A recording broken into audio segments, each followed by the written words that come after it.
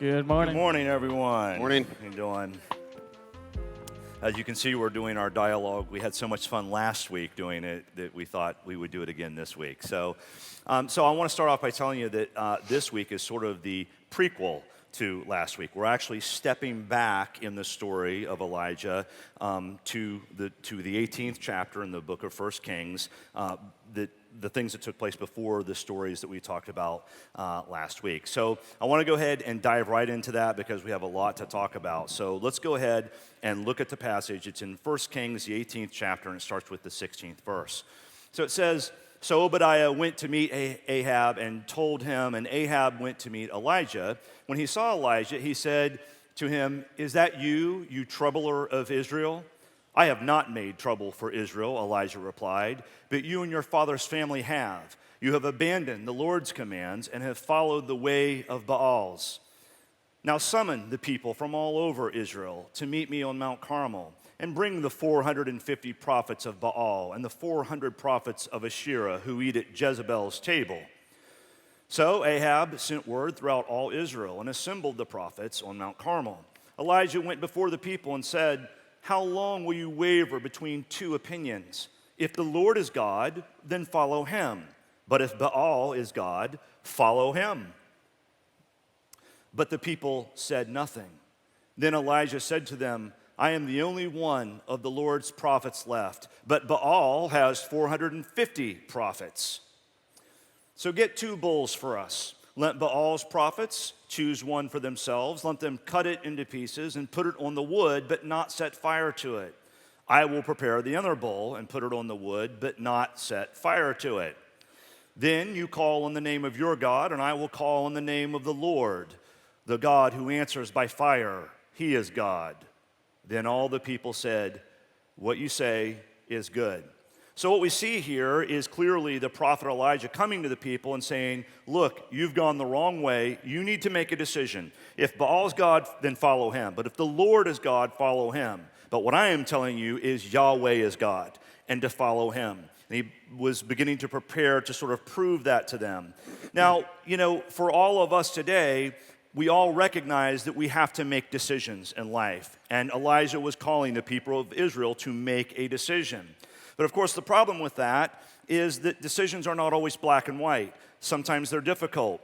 Religion would probably be a great example of that. How do you know which God to serve and that kind of thing? And for them, the differences would not have been obvious. In fact, if you look at the sort of liturgical practices, both believed that they needed to offer sacrifices on an altar, that they needed to burn the sacrifice to appease their God. They both believed that in doing this and offering these sacrifices, that their God would bless them with things like good weather or victory in battle and that sort of thing. And so, sort of at a religious level, there wasn't a whole lot of difference. And I would say to you that the real differences we find were in the daily lives of the people when they really, what it meant to really serve Baal as opposed to serve Yahweh. And that's a big part, largely, of what we're going to talk about here today. But let me just start by saying this, that the very little differences in life, little subtle differences in the direction you take, might seem little at first, but over a long period of time can have a profound difference in where you end up. There was a movie that came out not too many years ago. It was called The Flight of the Phoenix. And it was about, it was a cargo plane that crashed in the Arabian desert. And they realized that no one knew where they were in like a 10,000 square mile area. They realized that no one was coming to help them. And so they were trying to figure out how to survive. And so one of them, they knew basically where they were. And one of them said, "Well, look, we know that there's a small town. It's about 100 miles directly north from here, and we have a lot of water. We could it might take several days, but we could walk 100 miles. And one of the people who was Arabian, who had lived in the desert, he knew about desert life, he said, "My friends, that will never work." And they said, "Why?" He said, "Because in a desert like the Arabian desert, there's so few landmarks, it's so arid, and everything looks the same, that you have nothing to guide you as you try and walk in a particular direction. And as it turns out, when we walk, all of us have a natural gait to our walk that if there's not something guiding us, we will naturally tend to gradually walk at maybe a 1 to 2 degree angle off of a straight line in one direction or the other. Now, 1 degree difference doesn't make a very big difference when you're only walking a few hundred yards. And in addition to that, we walk on things like sidewalks or in buildings where we can see what we're walking toward, which constantly corrects us. But where you don't have those landmarks and everything looks the same, what happens is you consistently keep walking at a 1 to 2 degree angle from what you're trying to make as a straight line. And again, even though that difference isn't very big in a few hundred yards, over 100 miles, he said to them, what will happen is even though you're trying to walk directly north, even using a compass, what will happen is by the time you've walked 100 miles, you will be so far to one side or the other that you will literally walk right past that town and never see it. In fact, at 100 miles, just a 1 degree difference at 100 miles means you're almost 2 miles on one side or the other. And that is a great analogy for us today because the little differences, and we will see that they're subtle, those little differences make a big difference in the long run. Okay, so having said that, we want to talk about what those differences are. So let me begin with Brett and ask, what do you think, what were the real differences, in the lives of the people? What was the difference between serving Baal or serving Yahweh? Yeah, so you said something really important towards the end of that the differences really were found in the lives that they were directed to live by one belief system versus another.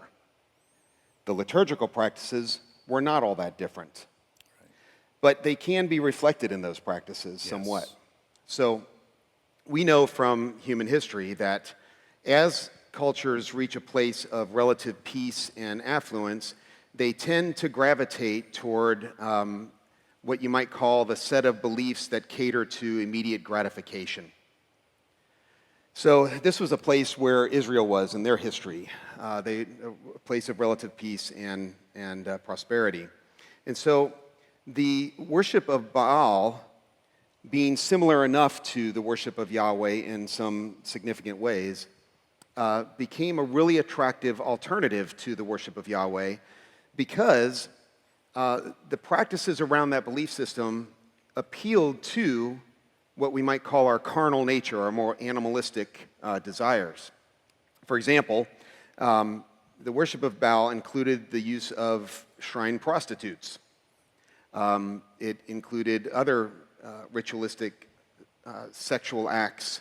And all of this was very convenient. They believed on a religious level that this would inspire the god and his consort to follow their example and thereby fertilize or inseminate the ground and produce the crops that they needed to survive. So that was the thinking behind it, and just happened to be very convenient in terms of appealing to their carnal nature.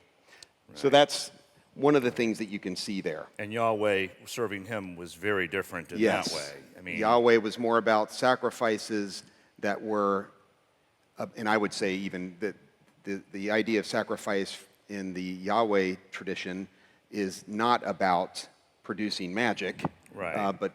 And currying favor. It's really about understanding the value of making sacrifices in your life in the short term in order to curry a future that is much more fulfilling and satisfying. And what you said, you can see that in the Roman Empire too. Yes. They became very licentious and would eat to the point of every gluttony. Every culture did. See, and so it's easy to say, hey, if the liturgical practices are the same, a sacrifice, that God does something for you, hey, these beliefs over here that really kind of gratify all of my desires, let's serve him that way. Let's do the God that, allows me to kind of live the way I want to. So you can see where it would be easy to be fooled because of your own biases and the things that you really want. So here's a question, and I'll ask this to you, Ryan.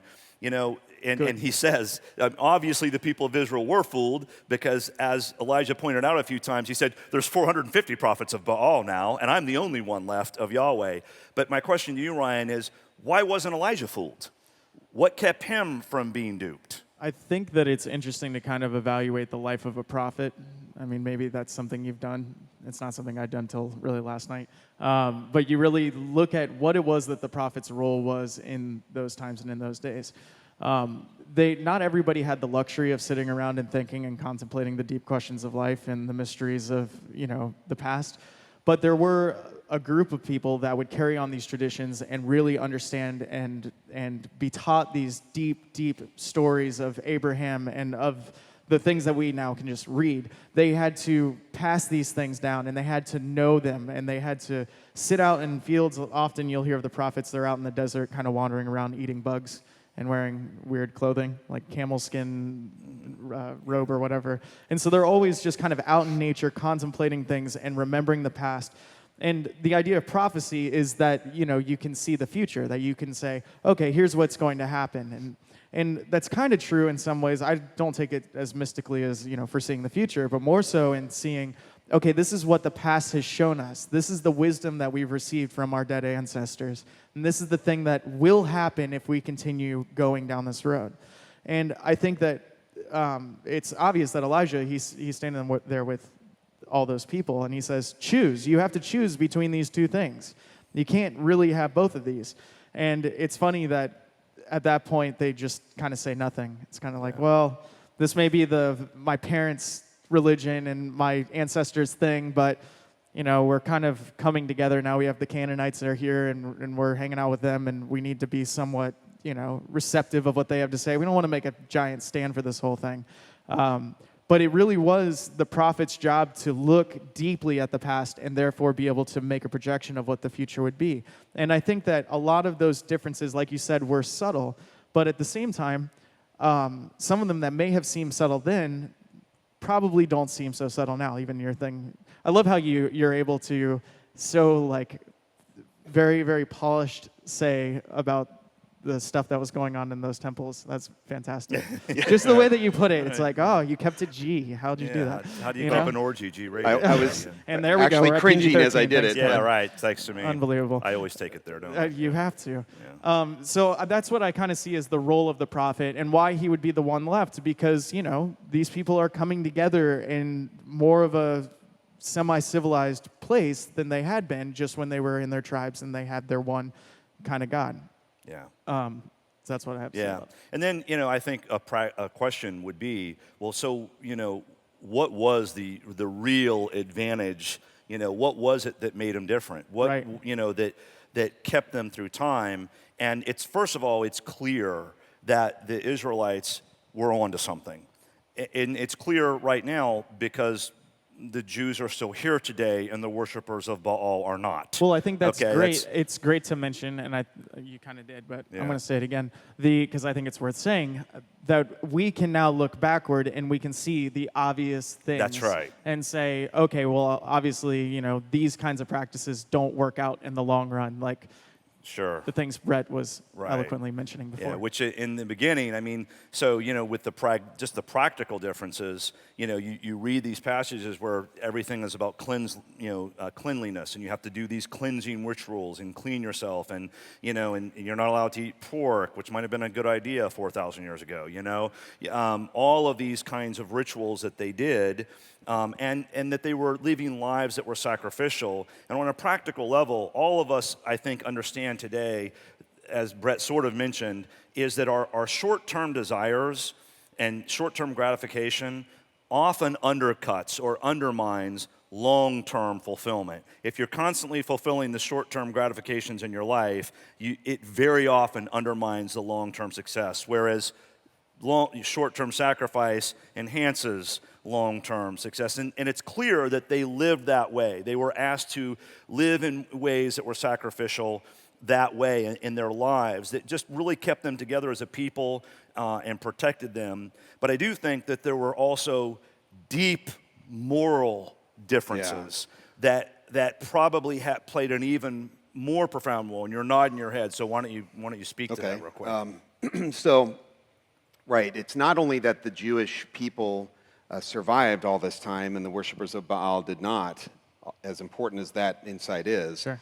It was that the principles of the Hebrew people and their worldview has had this, it has not only survived, it has been the the bedrock, the foundation of Western civilization, which by a lot of metrics is the most successful approach to civilization. Right. Okay?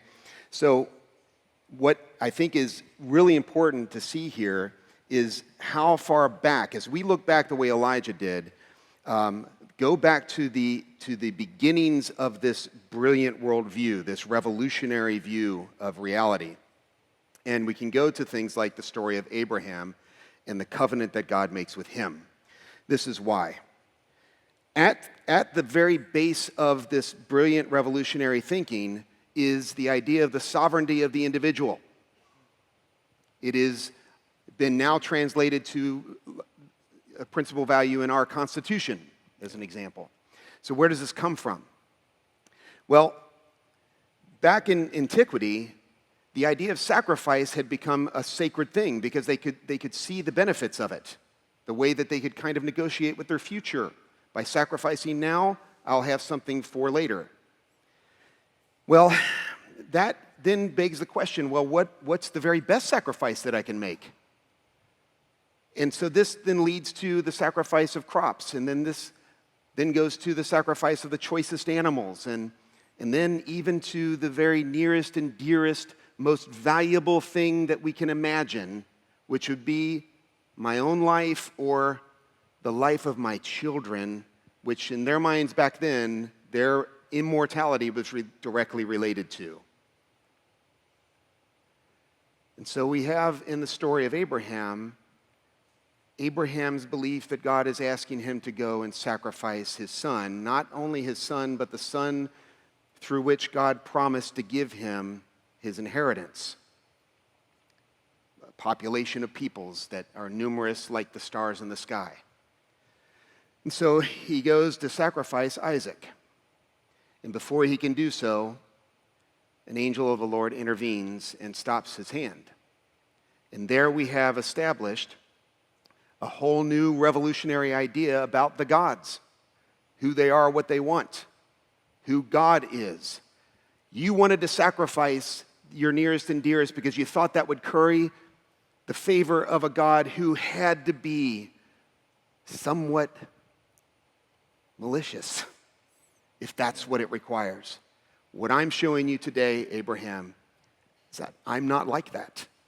Right. In fact, what you would sacrifice so near and dear to you, I place even more value on that than you possibly can. Right. Yeah. And so I think that's a deep moral issue because what they understood then was the sanctity of life. Yes. That their God would never say, no, I don't want a sacrifice of life. This is sacred. This is what I see as sacred. And ultimately, what I desire are the sacrifices you make are really not about pleasing me. They're about your benefit. Yeah. It is about you making a choice for things that are maybe counterintuitive because they're not natural to your inclinations of your own flesh, but they are good for you. And I'm asking you to make those sacrifices for that reason. This is what's so interesting about kind of the Jewish God and the revelation of that whole concept is that you see him being the one true God, the God above all other gods. Right. And that's non-negotiable. It's non-negotiable. And really, in context to the other gods that were around, the Jewish people were kind of seen as more atheists in some ways because their God had so little. You couldn't give him attributes like you could the other gods. He wasn't on this lower, very human level. He was much higher and much bigger. And I can almost hear Abraham when he comes to that realization that he's not going to be like all of the other religions in the area that were commonly making these child sacrifices, because it does make reasonable sense in that time. Obviously, from this vantage point, we all agree, not a good thing. But from there, that's a good point right there. From our perspective. From our perspective. You go back then. But hang on. Yeah. So you get to this point of God being the God above all gods and this superseding principle, and I can almost hear Abraham saying, you know what? Not our God. Not this God. There's a line. There's a line that we're not going to cross. There's a thing. There is a morality there. And then you see it written in Leviticus, and you see it written over and over again that God says he detests child sacrifice, that the shedding of innocent blood is a terrible, terrible thing. And you see this kind of a wrestling thing back and forth with the other surrounding people and their gods and their ultimate values. And I think that that plays a large part in why it is that we still have this really strong tie to Judeo-Christian ethic, and it's found in our society so prevalently, and not to these other surrounding places. I think a lot of that comes back to that first covenant with Abraham and that first decision to say, we will not be a people that will be shedding the innocent blood in doing this. Right. Not saying they got it perfect, because there's some other crazy stuff that happens in there. Yeah, but, right. You know, But again, it's an unfolding. It's a progression. Right. It's a But as you progression. pointed out earlier, it was not at all obvious. Because you have to. It's hard for us to imagine how much they did not know about reality. Yeah. Right. So for them, the idea, well, hey, you cut down this, this plant, it grows back, or you prune a tree, you kill something, and it grows better. Something about sacrifice. Maybe, hey, if we kill a baby, the gods will have favor on us, and So fast forwarding today, the nice thing is we do have the ability to look back not just from Elijah's standpoint, where he could look back to Abraham, but for our standpoint, where we can look back to Jesus, Elijah, Abraham, and we can find the wisdom and the truth from these old, ancient, from our ancestors in so many ways. And we can bring those things to modern day and not have to make the same mistakes that people have made in the past. And we can look at these things and find the counterintuitive nature that is a lot of times what God is laying out as the best possible thing. Yes. And obviously we see that kind of culminating in the story of Christ and the sovereignty of the individual that is found in that whole story.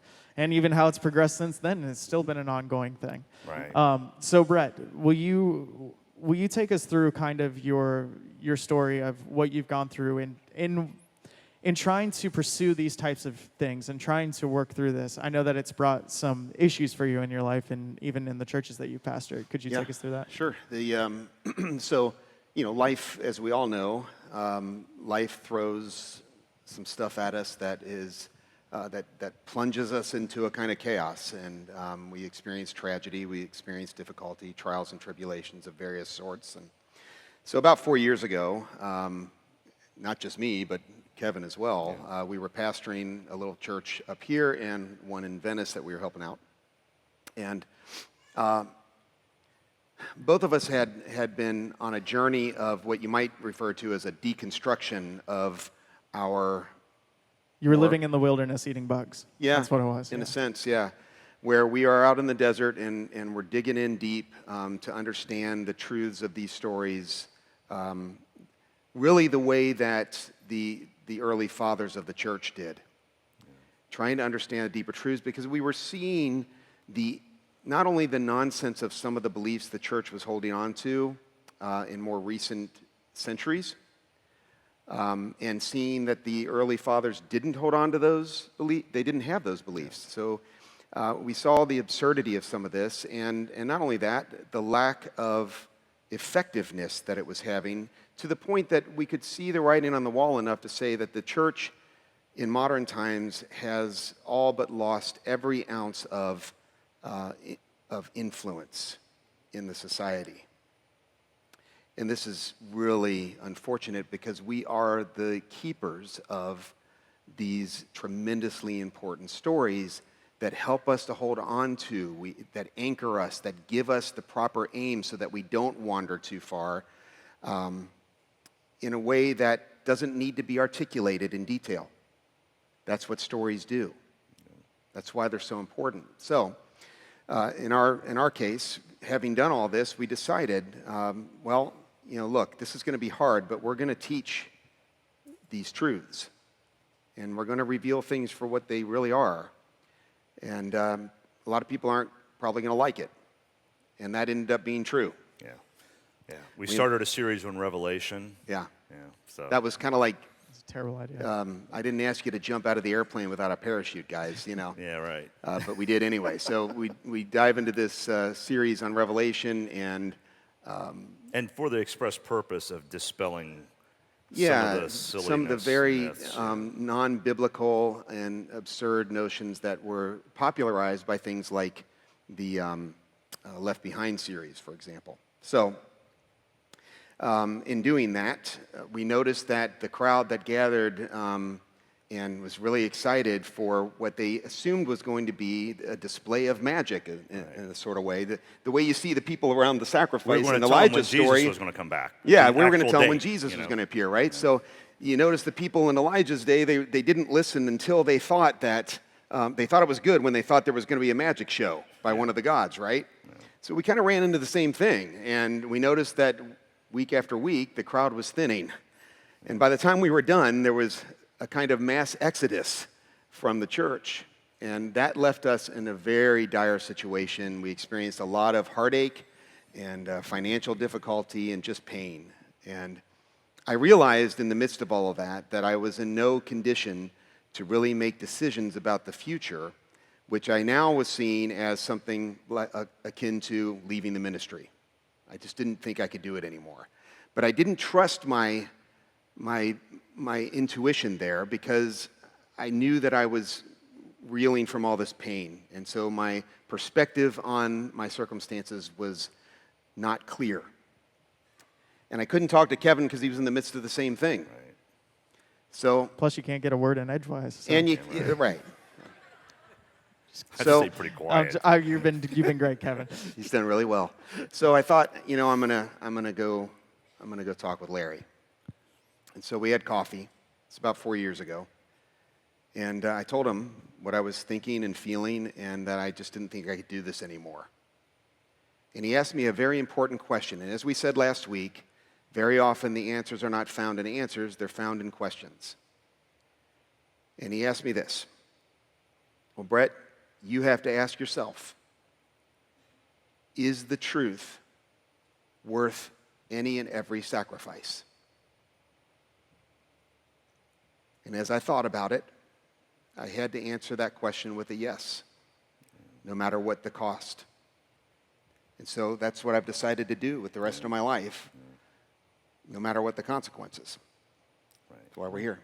Right. That's good. That's right. And I think it's good that you made the decision. Not necessarily that you made this decision, but that you made a decision. Because if you hadn't, then you wouldn't have been able to participate in the decision-making at all, and a decision would have ultimately been made for you. That would have, no question, been missing the mark to make no... That should be one of the takeaways here. And that one of the takeaways is you got to make decisions. Right, which seems overly obvious, but at the same time, I mean... But not in practice. I was going to say, when you start to think about it, it's not quite so simple. And then make the best decision for the future, and that requires being precise. Yes. To think critically, to look back, to, go out and sit in the desert for a little bit, eat a bug, And when you we have more do time that, than they did. Then listen to the wisdom of our ancestors. Yeah. Listen to the... That's why I went to Larry. Right. And the wisdom, that's right. Needed the wisdom of my ancestors. Please tell me he's not watching this. Right. Right, that's funny. There goes my raise. He'll enjoy that. We're going to post the 9 o'clock. Yeah, but right. I mean, the point there is we should see from this story, it was Elijah saying, hey, you need to listen to me. Right. There are times when we need to just seek out someone, who has some wisdom that we don't have, especially if it's just because we're in a situation, that's difficult, because you're much more likely to think irrationally in those situations than rationally. Exactly. And it's not necessarily that they're smarter or whatever, but in that moment, they will have wisdom that you won't have. And we need to seek out the Elijahs in our life. And I agree with that. One more thing that we didn't have in the notes and we didn't say last night or last service or anything, but I think it's also really important to recognize the benefit that we have today, that it's 2018, there's plenty of distractions, and there's a ton of people in this room, and we're discussing stories and the history dating back as far as we can possibly go. And we obviously see some sort of value in that. And the luxury that we have today is that we're not having to farm and till the land all day and all night and, just completely obsessed with trying to make it to the next day. We have the ability to quiet down and take a moment and to reflect on these stories and to read them and to discuss them. And don't be afraid to do that. I think we should all, in some ways... Thursday nights. Yeah. Well, Thursday nights is a place to go. Shameless plug. If you want to get into it with Brett and Kevin when he's here and Chris and all that, they've invited me several times, and it's more fun than anything, really. And but it's a deeper dive. Yes, for sure. But I think that's what we have the luxury of doing, is being able to search these things out and read these stories and contemplate these things for ourselves. So that's another kind of fourth encouragement that I want to tag on, because it's benefited me greatly. And there's been times in my life that I thought that all of this was complete nonsense. So take that for what it is. And Brett, again, you didn't read the scripture today. Right. And we didn't have time to pray That last was time. unfortunate, wasn't It was it? unfortunate. Yeah, right. But will you lead us in just a prayer as Sure. we leave? Thank you. Let's pray. Father, we thank you that we have these stories. We thank you that not only do we have those stories, but we have the culmination of these stories in Jesus, and we also, along with that, have the blessing, the privilege of being the body, the expression of Christ and his teachings and his example in the world. Help us not to seek after magic in our sacrificing. Help us, rather, to sacrifice in order to see this beautiful future come to fruition. Help us to think critically about the issues of our world and to have, therefore, the answers that bring about the kingdom of heaven here on earth, which is what Jesus made very clear was our calling.